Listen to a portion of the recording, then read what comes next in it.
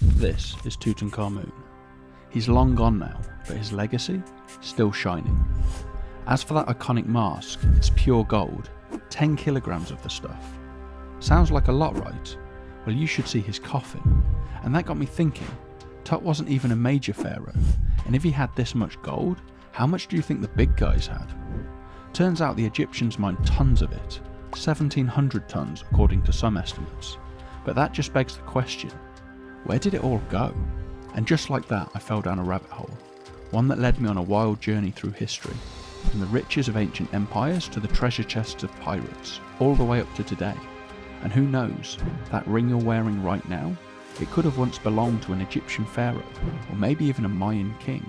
But hold on, we're getting ahead of ourselves. Let's rewind for a second, back to where it all began.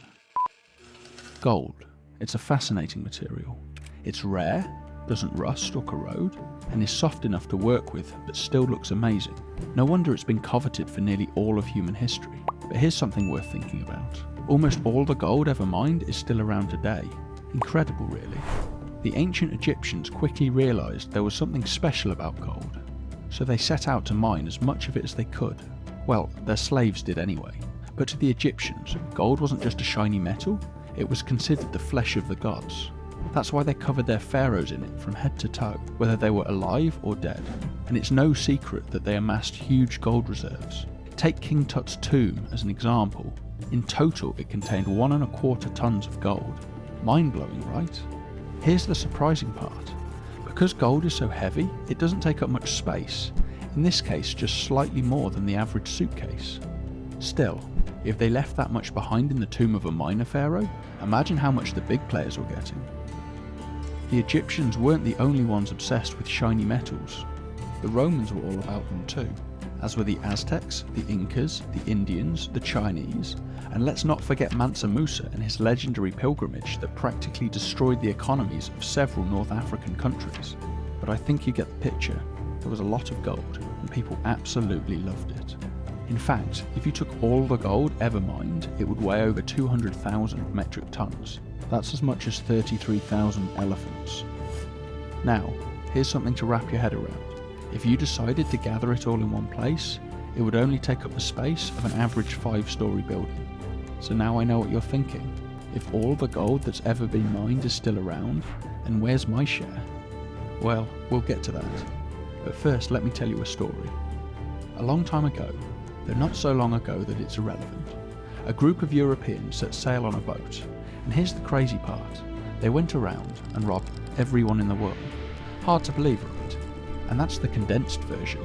The full story is way more nuanced because, get this, they weren't even the first ones to do it. By this point, the Romans had already taken all the gold from Jerusalem. The Visigoths took it from the Romans, the Arabs from the Byzantines, the Turks from the Indians, and the Vikings were out there plundering like it was their full-time job. It was one big, out-of-control chain of looting. But it was the Spanish who really took the cake. When Hernan Cortés arrived in the Aztec capital in 1519, and no, I'm not going to try and pronounce that one, the locals believed that he might have been a returning god, so they showered him with gold gifts. In return, Cortés took control of the city and looted it to kingdom come. He even attempted to make a getaway across a nearby lake, but many Spanish soldiers drowned, weighed down by the gold they were carrying. Ever since, treasure hunters have been on a mission to find this lost gold, but without much success. In the end though, Cortés conquered the Aztecs, melted down much of the gold, and shipped it all back to Spain. The same was true for the Incas. Once the Spanish captured their leader, they ransomed him for a room full of golden artifacts, but in the end they executed him anyway, and took the gold back to Spain with them. Not exactly the most honourable behaviour really.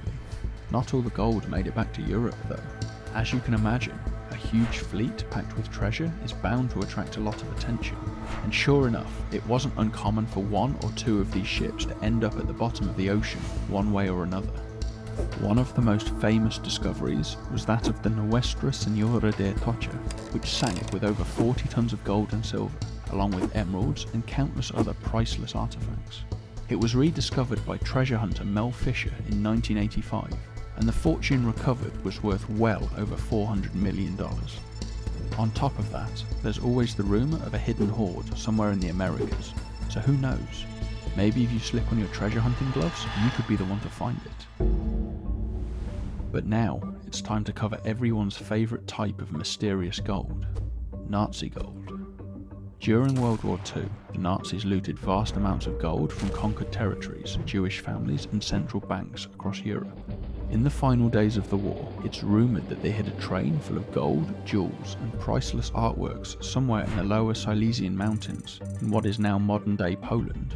Despite numerous expeditions to find the Nazi gold train, no one has ever been able to uncover it. But every now and then, a new clue surfaces as to its potential whereabouts. Lake Toplitz in Austria is also infamous for being the final resting place of millions of dollars worth of Nazi gold. During the war, officers allegedly dumped it into the lake, but despite multiple rescue attempts, only a small fraction of the gold has ever been recovered. The lake, however, still holds many secrets beneath its surface. Now, I think it's time we return to the real question: where's my gold? Today, much of the world's gold is held in highly secure vaults by central banks. It's used to back non-fiat currencies and serve as a safeguard against financial crises. In fact, the IMF estimates that about 17% of all the gold ever mined is kept by governments worldwide. The rest? Well, much of it is privately owned. And one thing that hasn't changed over the centuries is the demand for gold jewellery. China and India are still the largest consumers of cosmetic gold in the world. And gold is also now a crucial component in modern technology. Smartphones, computers, and other electronic devices rely on it for its excellent conductivity and resistance to corrosion. It's even used in more specialised fields, like medical devices and space travel. So, unfortunately, unless you're willing to tear apart your iPhone for the tiny amount of gold inside, all that treasure is likely sitting in someone else's pocket. So, to answer the original question, where has all the gold gone? Well, nowadays it's everywhere. Whether it's safely stored in bank vaults or sitting on the shelves at your local jewellery or electronics store, gold is all around us. The masks of pharaohs and gold coins of antiquity have been melted down, reforged and changed hands countless times. And who knows, maybe some of that gold is now inside your tablet, your computer, or even your wedding ring at this very moment. It's worth thinking about. Oh, and one more thing I came across whilst researching this video. Did you know that there's supposedly more gold dissolved in the oceans than has ever been mined on land? Around 20 million tons of it, just floating around. Problem is, nobody's actually figured out how to extract it economically. So, thinking about it, maybe that's where my gold is. Thanks for watching.